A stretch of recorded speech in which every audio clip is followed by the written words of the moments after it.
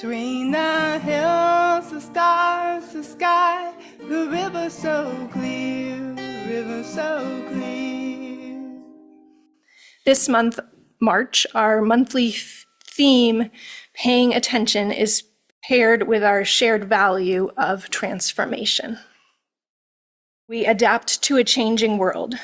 We covenant to collectively transform and grow spiritually and ethically. Openness to change is fundamental to our Unitarian and Universalist heritages, never complete and never perfect. At this time, I will share some opening words that come from George Kimrick Beach. Everything begins on the verge of awareness. The dawn is not, and then is. Sleep is, and then is not. In between is the awakening. The passage of thin light between breaks open the day. The passage of thin sound between flows into the day. Too soon the numbing rumble of traffic swells, the day glares. Let the soft haze hang again across the row of morning. Wait upon the narrow moment, the first awareness of being in between. Live days and seasons on the thin edge of dawn in praise that every single thing begins now. And our chalice lighting words this morning come from Annie Dillard. We are here to abet creation and to witness it, to notice each thing so each thing gets noticed. Together we notice not only each mountain shadow and each stone on the beach, but we notice each other's beautiful face and complex nature so that creation need not play to an empty house. Just as long as vision lasts, I must answer yes to truth. In my dream and in my dark, always that elusive spark. If they ask what I did well, tell them I said yes to truth.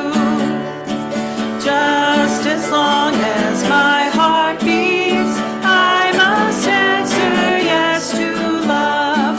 Disappointment pierced me through, still I kept on loving you.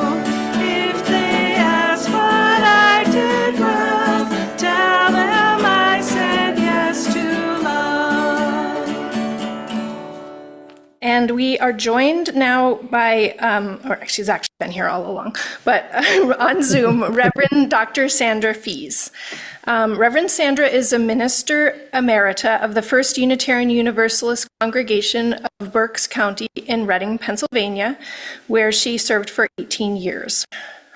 She most recently served as a contract co-minister at the Unitarian Church of Harrisburg. Her current ministry includes working with Soul Matters, leading small online groups, as well as guest preaching and consulting. In addition to Doctor of Ministry and Master of Divinity degrees from Lancaster Theological Seminary, she holds bachelor's and master's degrees in English literature. Okay, thank you so much, Mary, and good morning, everyone. I'm really delighted to join you this morning for worship and to share this space with you. I have two short readings to share with you before I offer the sermon. And the first reading is by J.W. Bertolotti. And he works in the field of organizational development and personal growth, and his work is rooted in Stoic philosophy and the search for timeless wisdom. And these are Bertolotti's words. Your life isn't only what happens to you. It's what you let in. It's what you linger on. It's what you return to. This is why distraction feels strangely hollow. It gives you plenty of stimulation, but very little chosen experience. You don't decide what matters. You drift into what is loud, new, frictionless, and emotionally sticky. and drift becomes a worldview, an unconscious credo. Nothing deserves full presence. Everything can be interrupted. Every quiet moment must be filled. The deeper problem is not that you miss a few minutes. It's that you slowly lose the thread of your own life. You become someone who is always around, but rarely here.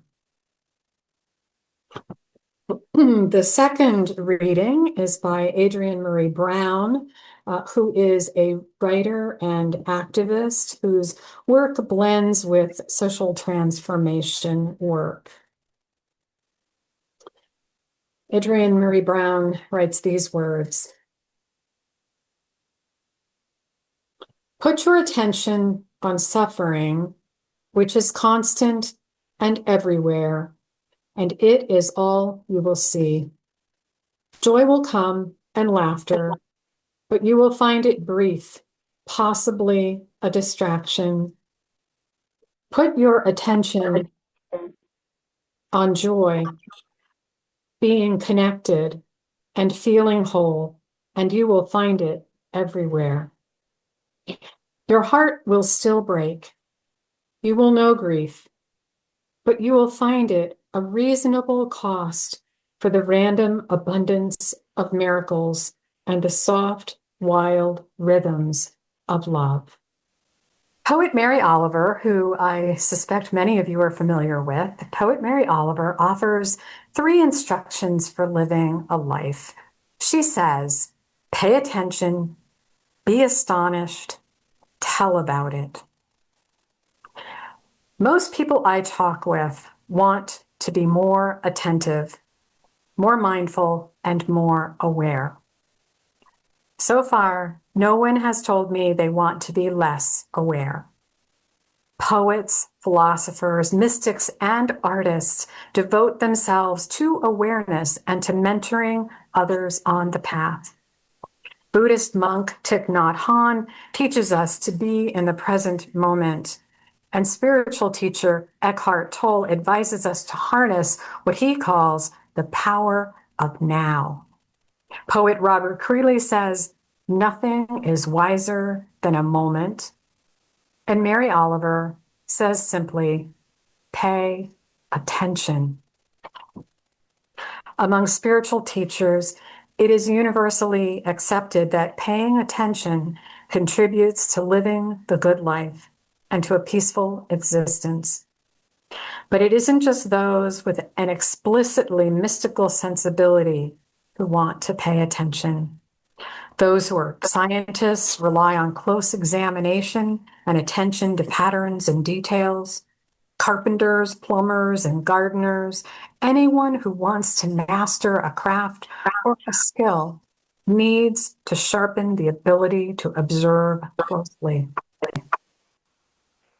I consider paying attention essential, but I also routinely have to be reminded. Sometimes this reminder comes in a less than desirable form, such as almost getting into a fender bender, or burning the toast, or forgetting where I left the car keys, which seems to be a human problem.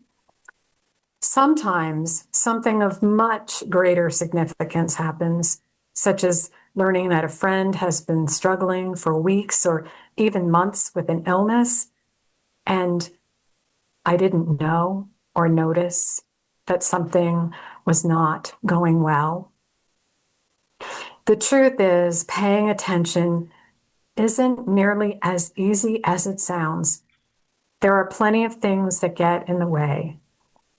Modern life encourages us to cram in as much activity as possible into every day, into every hour, into every moment. Everywhere we turn, there's more stimulation, more information, more sound, more motion, and it's around us 24/7. We now have that term, distracted driver, for all the variety of ways that those behind the wheel are preoccupied with something other than driving, such as eating or putting on makeup, talking on the phone, or texting. It's such a dangerous problem that we've had to create laws about texting and cell phone use in the car. Everywhere we turn, there are so many ways to spend our time. There are all kinds of electronic gadgets and other forms of entertainment and activity and events. And I want to say, for those at this point who are thinking to themselves, and maybe there are a few of you, for those who are thinking that maybe technology is the main culprit, I would certainly agree that it contributes to the problem. However, we shouldn't forget that people like the Buddha were experiencing and teaching about the challenges of paying attention long before there was ever Facebook or TV or YouTube or cell phones or electricity. So it seems to be a human problem, which is also exacerbated by the pace and style of our contemporary culture. The basic problem or basic reason that it's so hard for us to pay attention is that our minds are naturally busy. Our minds are chattering, thinking, planning, and jumping from one thing to another. This is how the human mind works. We call this monkey mind. The term was sometimes used by the Buddha to describe the agitated, easily distracted, and incessant movement of our ordinary consciousness. And he said this, he said, just as the monkey swinging through the trees grabs one branch and lets it go only to seize another, so too, that which is called thought, mind, or consciousness arises and disappears continually, both day and night. Paying attention is about becoming attuned to our inner lives and plummeting the depth dimension of life. It's about learning to pay attention to the rhythm of what we are feeling and to the common truths that are embedded in all life. The practice of paying attention isn't about obsessively noticing everything, everywhere, all the time. Not only is that impossible, but it's undesirable. So the question becomes, right, how do we hone our awareness? How do we do this? How do we attune ourselves to this rhythm of life? How do we tame this monkey mind? Well, the simple answer is we practice. We practice, we notice, we observe, we find time to be quiet, to simply be, to have our own experience of a thing, to observe. We train our minds. It's a bit like that old saying, just do it. As is often the case, the spiritual life is paradoxical. The way we learn to pay attention is by paying attention. The way we learn to pay attention is by paying attention. I find that watching athletes can be quite instructive. Do some of you watch the Winter Olympics? Any of you tune into the Winter Olympics? Yes? No? A few of you. All right. Well, I was really, as always, fascinated with the capability and the sheer determination of the athletes. It's inspiring to watch these individuals who have devoted so much of their lives, so much time and energy to training for the Olympics. And there's a certain intensity and focus that's so evident in their faces and their bodies, and as they poise to skate or to ski or to participate in whatever their event is. And when the athletes remain focused, their routines seem so effortless, don't they? It's just so amazing. And when they lose focus, their routines seem so hard and strained. I watched some really heartbreaking and some awe-inspiring moments, in particular with the American skaters. Physical prowess is fundamental for the Olympic athlete. for any athlete, but the mind and the spirit have a role to play too. The training of an athlete trains not only the body, but also the whole person. And it requires this incredible presence and attention and that ability to harness what Eckhart Tolle calls that power of now. And that takes practice. We can benefit from imagining our spiritual lives in a similar way. We too are in training.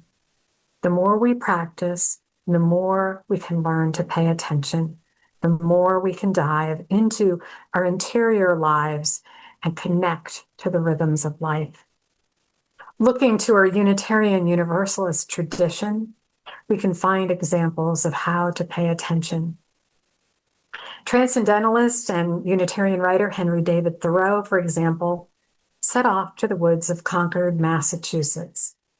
He wanted to immerse himself in simplicity and in nature. In his book, Walden, also called Life in the Woods, he chronicles his time living alone in the woods. How many of you have read it? Yes, a few of you?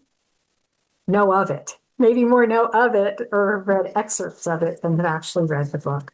But it was required reading when I was in high school. Thoreau's nearest neighbor lived a mile away. He built his own home there, and he earned his living by what he called the labor of his own hands only. He dwelled at Walden Pond for 2 years and 2 months. His account of his time in the woods is chock full of insights and observations. And these insights seem to come more freely when distractions are stripped away, when we devote ourselves to intentional living, to attentional living. And Thoreau came to recognize that everything important happens in the moment. Eternity is encapsulated in the present. And he wrote these words. He said, "In eternity, there is indeed something true and sublime. But all these times and places and occasions are now and here. God," he says, "culminates in the present moment." Well, we may not be able to do exactly what Thoreau did. It may not be practical. We may not even want to do it. We may not want to set off for the woods for 26 months. But this has not stopped our yearning for ways to have a deeper experience of life. In fact, many Unitarian Universalists I talk to have a deep longing to deepen their spiritual experiences. And this is true for humanists, theists, pagans, for the full spectrum of folks in Unitarian Universalism who seem to long for that deeper experience of life. And this can mean spending time in nature. It can mean practicing voluntary simplicity, or maybe going on a retreat once a year. There are different ways to do it. Mindfulness practices. There are many ways. It might mean following the advice of contemporary Unitarian Universalist minister James Ishmael Ford. In an issue of Shambhala Sun magazine, he suggests that we, these are his words, sit down, shut up, pay attention. Now, I don't love that phrase, shut up, but I know he was trying to get our attention by saying this. He says that by sitting down, getting quiet, and paying attention, you never know when what is true and what is fake will be revealed. He also offers this story to illustrate.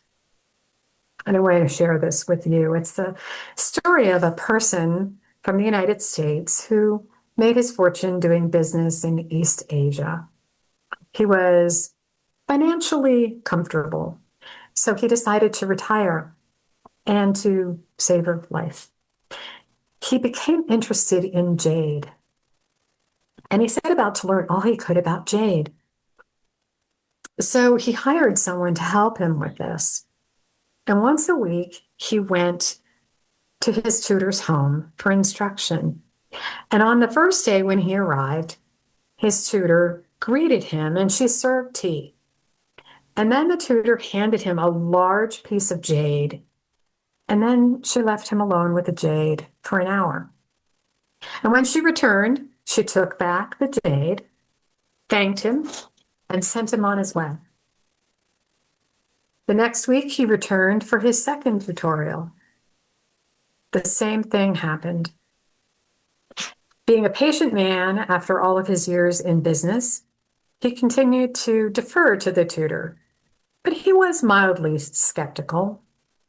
Nevertheless, he returned several more times, and each time he was greeted, served tea, and handed a piece of jade, and he was left alone for an hour with the jade. After several weeks, his frustration had really grown and grown, and he was just, sort of beside himself, and he really couldn't contain himself any longer and couldn't remain silent. And so when the tutor had returned after leaving him again for an hour with this piece of jade, he finally spoke up and he said, "I have no idea what you think you're doing, but I'm no fool. You've just been wasting my time and my money, and now, to add insult to injury, this time you put a piece of fake jade into my hand."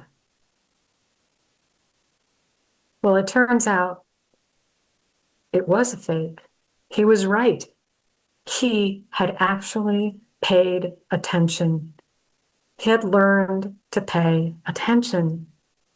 He had learned to see what's true and what's important by paying attention. We learn to pay attention by paying attention.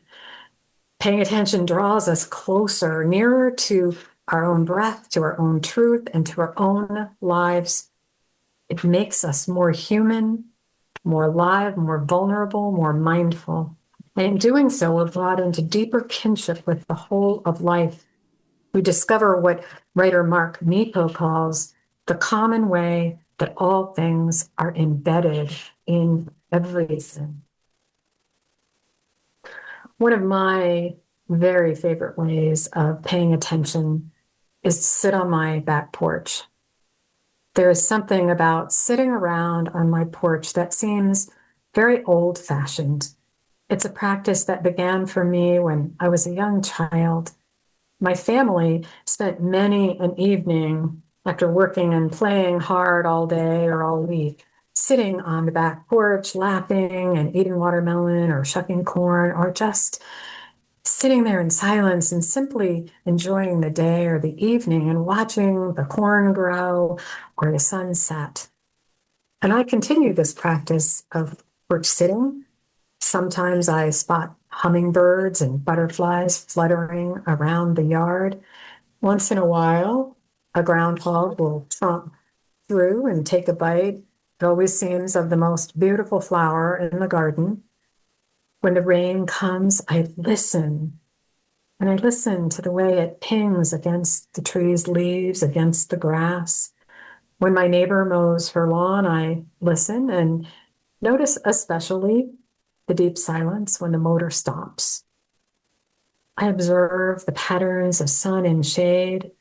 And at this time of year, though I hear you have snow there, I heard some of you talking about cleaning your snow off your cars. This time of year here in Pennsylvania, the days are growing warmer and new sprouts are beginning to rise up from the earth and appear also on the trees. And all of this reminds me of the way my own life stirs in rhythms of movement and stillness, of light and dark, of noisiness and quiet, of loneliness and connection, birth and death. I do what James Ishmael Ford suggests. I get still, I get quiet, and I notice. Such awareness is part of what makes life worth the living. It lets me savor the world, both the mundane and the transcendent, both the ordinary and the most beautiful. Ultimately, They are one and the same. As you strive to practice paying attention, consider doing what poet and doctor William Carlos Williams did. He carried a small notepad around with him wherever he went. And in it, he listed what he called things I noticed today that I've missed until today. I really love this. Just think about this. Things I noticed today that I missed until today. And I wonder, what would be on your list? What did you notice today that you've missed until today? I invite and encourage you to learn to notice what you've missed until today, until this moment. My hope for all of us, for each of you, is to learn to live deliberately and to attune ourselves to those moments of wonder and mystery and beauty. My hope is that we can discover the common bond in all things, that we pay attention to those rhythms of life, to the rhythm of the holy in us and among us. May it be so. Blessed be, and amen. And as we begin to close our service, I want to offer you these closing words. They come from Barbara Peskin. It never gets easier. Paying attention to my breath, my impatience becomes quiet only by continual practice. I am never done noticing, never stop needing to turn again with breath and love, seeing and turning forever. May it be so. Thank you very much. It's a pleasure to be with you this morning and to share space. Put a little love in your heart. Put a little love in your heart. You want the world to know. You won't let hatred grow. Put a little love in your heart. I hope when you decide this will be your guide. Put a little love in your heart. And the world will be a better place. And the world will be a better place for you and me. Just wait.